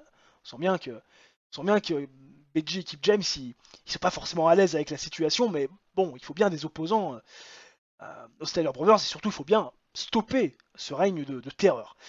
À quoi El Generico et surtout Kevin Steen ne va pas du tout être réceptif. Parce que Kevin Steen ne veut pas de cette fausse compassion de, euh, de Kip et Peggy James. Il a bien conscience que cette situation, ça les arrange, qu'ils vont pouvoir avoir leur spotlight dans le show le plus important de l'année. Donc voilà, il faut arrêter cette fausse compassion. Ils sont heureux de la situation. Mais voilà, Kevin Steen le dit, avec El Generico, ils seront là pour reprendre les titres en temps voulu. Ce qui agace de plus en plus Peggy James parce que l'impertinence et l'insolence de Kevin Steen agace au plus haut point celui qui est de retour à la fédération depuis très peu de temps, canalisé bien sûr par Kip qui, encore une fois, lui dit le gamin, il en a gros sur la patate et c'est normal, on serait pareil à sa place. Steen qui montre beaucoup de caractère face à ses aînés. Semble très. Voilà, hein. Bon, on va se laisser marcher sur les pieds. Dis ce qu'il pense, Kevin Steen. Parce que les commotions cérébrales lui auraient fait perdre la tête, on ne sait pas, mais en tout cas, Kevin Steen est un peu changeant. Derrière, Bob Holly face à Chuck Palumbo, bah écoute, c'est un peu le match des lower mid-carders sur la carte. J'avais décidé quand même de leur donner un petit peu de temps parce que c'est vrai que la mid-card prend quand même un petit peu de la place ces derniers temps avec James Storm, bien sûr Claudio Castagnoli qui est présent. Donc là, Bob Holly face à Chuck Palumbo et ça donne l'opportunité de donner à Bob Holly une victoire importante face à Chuck Palumbo, 8 minutes 36 de combat qui se termine avec le Holocaust. Bien sûr, tombé 1, 2, 3. Victoire de Bob Holly qui prend une victoire. Oui, oui. Aussi bizarre que ça puisse paraître, hein, ça fait bizarre même de le dire. 49 de performance in ring pour Bob Holly, 46 pour Chuck Palumbo. Bob Holly qui prend un peu de momentum et ça aura beaucoup d'importance. Surtout après la promo de Paul Heyman qui va annoncer qu'il y aura une Battle Royale pour définir le challenger numéro 1 au titre TNT. Et oui, du côté de Révolution, certes, Tommaso Ciampa va affronter Bryan Danielson, mais après cet affrontement, il faudra trouver forcément un challenger numéro 1, ce qui paraît logique, et donc Paul Heyman, au vu de ce que propose la mid-card, James Storm, les Buff Bagwell, les Claudio Castagnoli, les Bob Holly, les sites, il mérite d'avoir un fourre-tout général dans une Battle Royale et tout simplement faire sortir le meilleur de cette mid-card pour affronter potentiellement Bryan Danielson ou Tommaso Ciampa, histoire de donner un peu plus de piment à ce titre secondaire qui quand même, a du prestige, même si titre sur Bryan Danielson est peut-être un peu moins prestigieux que sur les épaules de l'ami Christopher Daniels. En tout cas, c'est l'annonce de Paul Heyman. Et enfin, le main event qui nous fait un énorme 80. Quand même intéressant de le noter. Match avec une fantastique 8 et du grand catch. Effectivement, performance de 86 de Steve Austin, 60 pour Travis Fimmel. On aura laissé 13 minutes 05 de combat qui va se terminer sur un Stone Cold Stunner. Victoire de Steve Austin, ça paraît totalement logique. Puis derrière vient une célébration qui va être coupée courte par Bryan Danielson qui va se rehuer sur Steve Austin. Mais Tommaso Ciampa va être là pour faire le save et tout simplement déjà prendre la température face à Bryan Danielson et lui montrer, mon petit pote, avant d'affronter Steve Austin, avant de penser à Steve Austin, pense à ton titre TNT, parce que je suis là pour aller le chercher. Voilà, Tommaso Ciampa qui est en héros de la foule, ça va permettre aussi aux garçons de prendre un petit peu de popularité. Non, toujours pas. 78 donc de rating global, et on améliore les popularités dans les 10 régions, bien sûr, où nous sommes diffusés. Alors que je suis en train de me faire attaquer par les moustiques. Voilà, on a l'été qui se prolonge en plein mois d'octobre, c'est ça qui est fou. Et il y a toujours des moustiques et ils te piquent de partout. La nuit, c'est une horreur. Il y en a 2-3 là qui circulent dans la chambre, c'est n'importe quoi. C'est n'importe quoi. Alors, TV rating de 1.17. Alors là, je pense qu'on a pété encore une fois le score. On fait 880 000. Alors, ah non, on fait 1.17, on fait 880 000 alors que la semaine dernière, on avait fait 905 000. Bon, pourtant, on fait le même show rating. Il y a des choses assez incompréhensibles, je n'arrive pas à comprendre cet écart. Peut-être que les gens étaient moins motivés, il y avait peut-être un show de Jimmy Fallon à ce moment-là, je sais pas. En tout cas, on fait beaucoup moins que la semaine dernière. C'est un peu décevant quand même, hein, on va pas se cacher. Tiens, Steve Austin qui juste avant Révolution me demande une augmentation de sa casque. Alors là, je pense que ça va faire mal. Ça va faire très mal. Il est payé 4400 par apparence. C'est moins que les 6580 qu'il vaut. Il veut donc 2180 de pay rise. Je vais lui donner 75%. Je pense que normalement, ça devrait bien se passer. Il est content de la décision. On a bien traité l'incident. 1635 $ de plus, d'augmentation par show. Ça fait quand même beaucoup. Alors ça, c'est une mauvaise nouvelle. Christopher Daniels et Bobby Roode qui ont eu des problèmes récemment du côté de la BCW. Alors là, ça va pas du tout, parce que Christopher Daniels, personnage important, Bobby Roode, techniquement, il va revenir très rapidement. Bobby Roode, 54 jours encore. Là, les deux blessés, a priori, le courant ne passe pas. Bah, écoute, c'est avec beaucoup de tristesse que j'apprends cette nouvelle, en espérant que ça va pas me foutre le bordel backstage, hein, que ça soit à court ou moyen terme. TX Office Pavillon devant 8500 pèlerins, c'est le lieu de notre premier pay-per-view de l'année 2008 AEW Revolution. Nous sommes dans le Mitsouf. Et oui, ça y est, retour dans une région où nous sommes assez populaires et nous démarrons le show les gens avec un gros 79 des familles. Match opposant Bryan Danielson à Tommaso Ciampa. Le titre TNT est en jeu et autant vous dire que 79 me va à ravir puisque j'ai mis ce match en intérêt de work the crowd, donc de travail de la foule pour que justement on arrive à entraîner la foule dans ce début de pay-per-view. Et bah écoutez, la mèche a plutôt bien prise. Je sais pas d'ailleurs si cette expression là qui fonctionne ou pas. Des fois je me paume un petit peu, c'est un peu le problème de la Total Impro. Et surtout quand on est en train de tourner les séquences depuis plus de 2 heures maintenant, et oui ça fait un petit peu long donc excusez-moi. Bryan Danielson, Tommaso Ciampa, match superbe. Et Tommaso Ciampa va défaire Bryan Danielson en 11 minutes 16, et oui, de combat, quand Bryan Danielson va intentionnellement se faire compter à l'extérieur, donc victoire du challenger, malheureusement pour Tommaso Ciampa. Bryan Danielson conserve quand même son titre TNT, oui, avantage aux champions, on le sait. Bryan Danielson est à 81 performances en ring, 63 pour Tommaso Ciampa. Tommaso Ciampa, vous imaginez sa déception, complètement dégoûté de voir un Bryan Danielson fuir le haut combat. Alors on ne sait pas si Bryan Danielson a fui parce qu'il ne trouvait pas la solution face à Tommaso Ciampa, ou aussi parce qu'il pensait déjà au match de championnat du monde. Mais ce qui est sûr, c'est que Bryan Danielson va se faire encore plus huer que Tommaso Ciampa, va avoir encore plus le soutien de la foule. D'ailleurs, Tommaso Ciampa va changer sa gimmick aujourd'hui même. Voilà, il passe de Arrogant Hill à, je crois, No Gimmick Needed, et c'est plutôt average, donc ça fait le taf. No Gimmick Needed, ça marche plutôt bien pour Tommaso Ciampa, qui peut-être aura à nouveau son opportunité face à Bryan Danielson dans les prochaines semaines. Bah oui, on va essayer de pas finir les choses comme ça.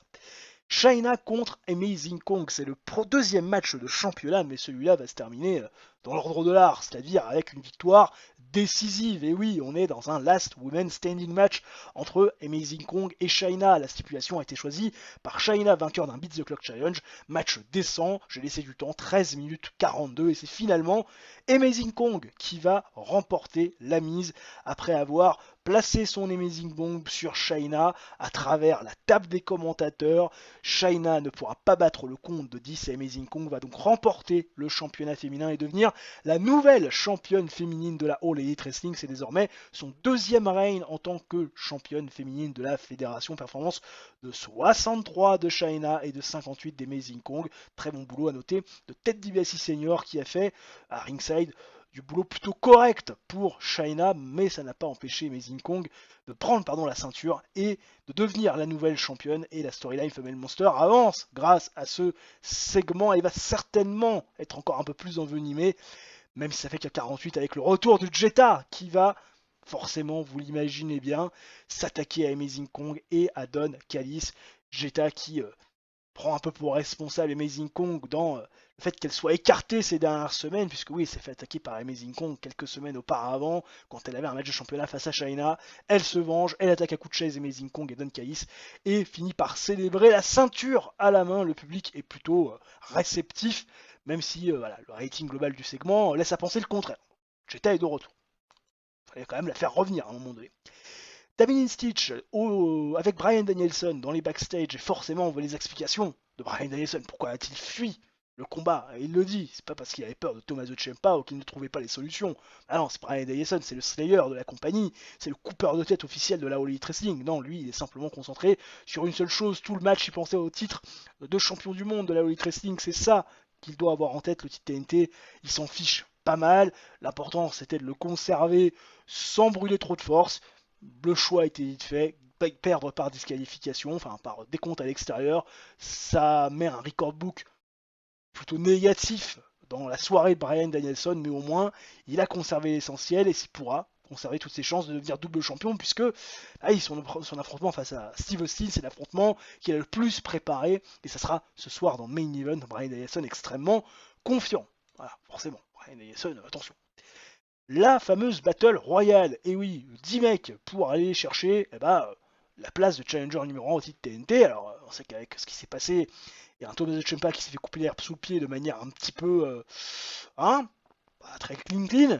Peut-être que on va revoir un petit peu à la baisse les ambitions pour le vainqueur de cette Battle Royale, mais en tout cas, une Battle Royale qui a de la gueule. Il y avait Tyler Black, il y avait Mike Mizzani, il y avait Ken Anderson, il y avait John Moxley, James Storm, bien sûr Colt Cabana, Chuck Palumbo, Chris Hero, Buff Bagwell et Bob Holly.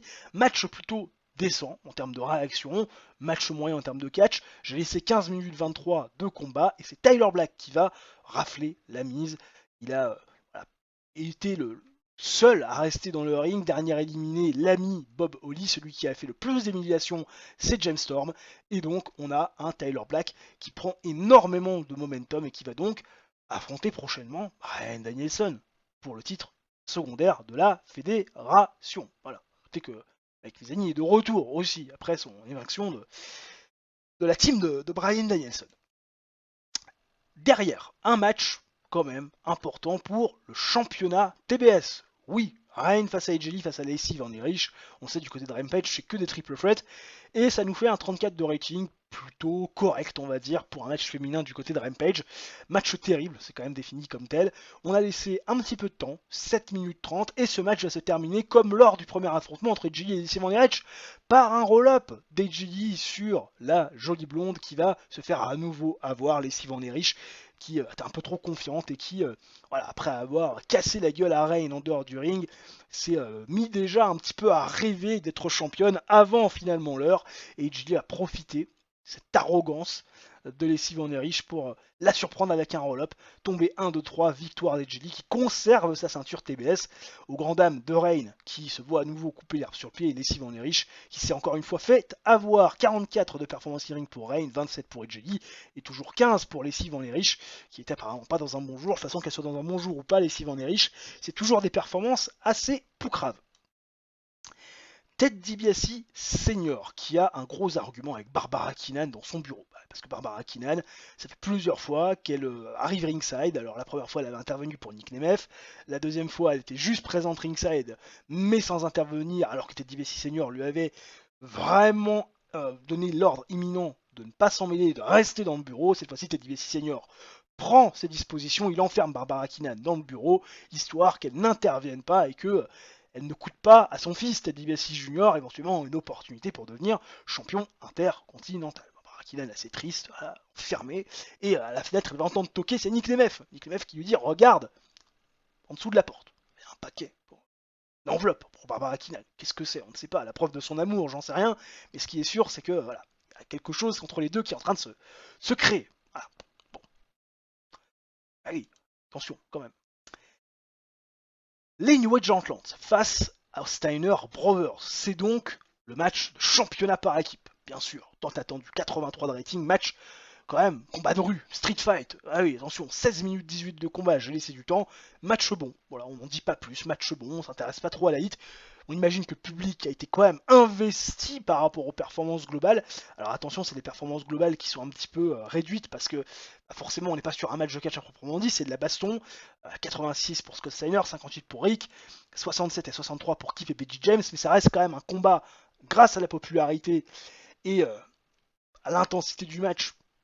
Forcément, un rating plutôt intéressant, très bon même. Et après ces 16 minutes 18 de combat, ce sont les New Age Outlaws qui vont sortir vainqueurs de cet affrontement avec un BG James qui va faire le tombé victorieux sur Rick avec un Spike Pile Driver. Les New Age Outlaws deviennent donc les nouveaux champions du monde par équipe de la All Elite Wrestling. C'est leur deuxième règne et Keith James qui s'offre désormais bien, un troisième titre de champion par équipe, lui qui a été champion aussi avec Mike Barton. On s'en souvient, nouveau règne et donc fin du règne de terreur des Steiner Brothers. Voilà, hein, qui avaient été des champions dominants, impactants et surtout très dangereux dans les backstage. Ah, ça met fin à ce règne avec des New Age Outlaws qui sont revenus au top de la fédération. Il n'aura pas fallu longtemps pour aller reprendre ces ceintures qu'ils avaient quittées après, vous vous souvenez, ce match du cercueil perdu face, on s'en souvient, à SCU sur Colin Censured, Christopher Daniels et Frank Kazarian. Pour ceux qui n'avaient pas suivi, bien sûr, allez voir les épisodes précédents, c'est important, pourquoi pas vous faire la série. Oui, bon là on nous dit qu'on peut performer différemment, c'est normal. James pas forcément très à l'aise. Ren Amero qui va nous faire un petit striptease, tranquillou, voilà, 63 de rating. On voit de la femme, des formes, un petit popotin bien moulé, tout va bien, les gens sont heureux. Ils sont peut-être moins heureux avec ce match-là. Ils sont moins heureux avec ce match-là, puisque là c'est le match de championnat intercontinental. Brandon Tomazoli qui remet donc son titre en jeu face à Nick Nemeth et Ted DiBiase Jr. Match avec un petit peu de hit, avec du catch moyen, logique. Hein, on a quand même des cartons qui sont pas encore très populaires. Seul Brandon Tomazoli sort la tête de l'eau avec un gros 57, 40 de performance pour Nick Nemeth et 33 d'ailleurs pour Ted DiBiase Jr. Bah, il faut quand même le préciser. Et dans ce match, qui aura duré 12 minutes 39, on va voir le couronnement d'un nouveau champion, puisque oui, Nick Nemeth va faire le tombé victorieux sur Ted DiBiase Jr. après le leaping reverse STO et la distraction de Barbara Keenan, qui oui a vu Ted DiBiase Sr. essayer d'avantager son fils, et elle est donc intervenue ringside, et Ted DiBiase Sr. qui la regarde avec des grands yeux, comment a-t-elle fait pour s'échapper du bureau? Bah oui, vous imaginez bien que dans l'enveloppe, il y avait la clé pour sortir du bureau, et Barbara Keenan va aider Nick Nemeth à prendre le titre et donc aider Nick Nemeth à faire le tombé victorieux sur Ted DiBiase Jr., nouveau champion. Nick Nemeth est donc le nouveau champion intercontinental de la fédération. Il faut savoir que Brandon Tomazoli, même si je demandais à ce qu'on le garde fort, il a un peu tiqué, il m'a dit je suis pas très content de perdre, tout comme Ted DiBiase Jr., d'ailleurs, aussi bizarre que ça puisse paraître, mais Nick Nemeth est donc le nouveau champion intercontinental et donc nouveau champion secondaire de la fédération dans le Showbé, enfin champion principal du Showbé du côté de Rampage. Voilà, c'est un petit peu compliqué maintenant. Attention, c'est quand même assez compliqué et je pense que ça va nous permettre totalement de justifier le face turn de Barbara Keenan, qui se passe très bien. Barbara Keenan, elle est face désormais, tout comme Nick Nemeth, et ça va nous faire un joli couple. Steve Austin face à Bryan Danielson, c'est le main event, bien sûr, du soir. Ça nous fait un gros 80 des familles, 80 de rating, c'est plutôt bon. Performance de 88 pour l'ami Steve Austin et 76 pour l'ami Bryan Danielson. Match exceptionnel, pas de hit proprement référencé, mais on imagine que c'était chaud, qu'il y avait beaucoup d'ambiance, beaucoup d'intensité, que le public s'est pris au jeu et surtout était à fond dans ce match, cet affrontement très important entre deux gros mastodontes de la fédération. Et après 16 minutes 38 de combat, c'est Steve Austin qui va avoir le dernier mot grâce à son Stone Cold Stunner et l'intervention botchée de Maryse qui a pourtant essayé d'aider Bryan Danielson. Elle l'aide généralement avec beaucoup de minutie et de fluidité, mais cette fois-ci ça s'est retourné contre elle et Maryse va attaquer Bryan Danielson. C'était pas ce qu'il avait prévu de faire. Steve Austin s'était engouffré, Stone Cold Stunner. Victoire de Steve Austin qui fait donc sa 4e défense du titre. Steve Austin est toujours champion de la All Elite Wrestling. On fait un show à 77. Bon, pour le plus gros pay-per-view de l'année. c'est vrai que peut-être qu'on aurait peut-être pu penser à autre chose. Mais bon, ça reste quand même assez intéressant. Alors Bryan Danielson, on va le féliciter. Parce qu'il faisait un petit peu la gueule, on va lui féliciter pour sa grosse performance. Je pense aussi qu'on va féliciter Shaina, parce que Shaina a fait des belles perfs aussi, elle a perdu, très bien perdu face à l'ami Amazing Kong, elle l'a bien mis en valeur, et je pense aussi que l'on va, pourquoi pas, féliciter aussi Brandon Tomaselli qui a fait un petit peu la gueule et on va lui donner, voilà, on va lui dire qu'il a fait une bonne performance aussi, voilà, histoire aussi de le mettre un petit peu dans la poche et de ne pas le voir faire la gueule. Voilà, Bryan Danielson a été content de mon speech. Shayna a paru contente et Brandon Tomaselli a paru content. Bon, je pense qu'il doit toujours avoir les boules d'avoir perdu le titre, mais bon, que voulez-vous, c'est comme ça. Voilà, ça fait partie du jeu. Et c'est vrai que le règne de Brandon Tomaselli par rapport à tout ce qui se passait autour du titre intercontinental et de l'histoire entre Nick Nemeth, tous ces membres du Million Dollar Band, c'est vrai qu'il n'y avait plus trop d'intérêt à garder Brandon Tomaselli avec le titre, ça n'avait pas de sens. Donc voilà, il fallait bien lui faire perdre le titre et il a été quand même protégé. Christopher Daniels revient, Tommaso Ciampa, une fracture lors du dernier show, tout va bien, magnifique. Révolution, rating 1.22 et Scott Steiner qui me donne son opinion en disant que James Storm a du charisme et qu'il va falloir voilà, le pousser parce que le garçon peut atteindre un gros niveau. Alors par contre la blessure de Tommaso Ciampa, j'ai putain de peur. J'ai putain de peur de la blessure de Tommaso Ciampa. 2 mois. Tommaso Ciampa, il est pas là pendant 2 mois. Là, ça va être compliqué. Il y a tout qui merde. Hein. Franchement, c'est impressionnant le nombre de blessures qu'on a. Parce que Tommaso Ciampa, ça pouvait être un gros plan pour la suite. Enfin, en tout cas, il était toujours dans mon esprit vraiment en course pour le titre TNT. Surtout après ce qui s'est passé à Révolution. Et là, énorme coup de clim.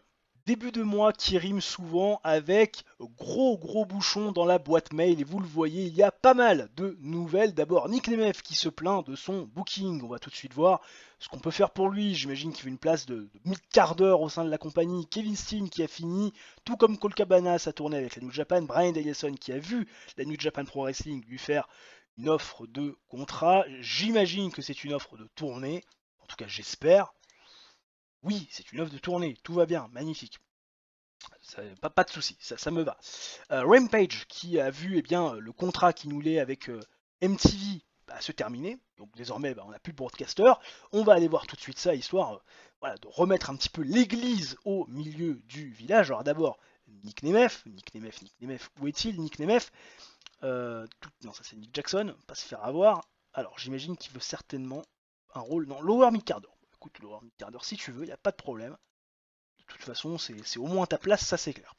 Il fallait aussi qu'on remette à jour notre broadcasting pour ce qui était donc de notre show Rampage. Alors, pour notre show Rampage, on va aller, je pense, aussi sur la FX. On va aller sur la FX aussi. On va négocier pour Rampage. New deal pour Rampage. Alors, Prime Time ne va pas vouloir nous le donner. Je pense que Late Night, on pourrait éventuellement, je crois, avoir quelque chose d'assez sympa.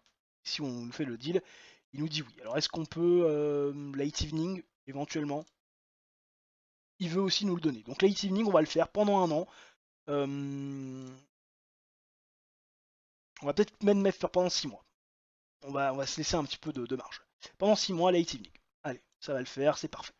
Comme ça, au moins, on est diffusé. On n'a pas de problème majeur. Bon, passons au bilan financier. Alors, que dit-il 35 000 $ de profit. Bon, on a presque fait 1 million de tickets vendus, 1 million de dollars de tickets vendus. Là, ça devient très sérieux. C'est-à-dire qu'à mon avis, en mai prochain, il y aura donc le deuxième pay-per-view, à savoir Double or Nothing. Je pense que le million de dollars en tickets vendus, ça pourrait éventuellement être atteint. Bon, au niveau du TV revenu, un petit peu plus que le mois dernier.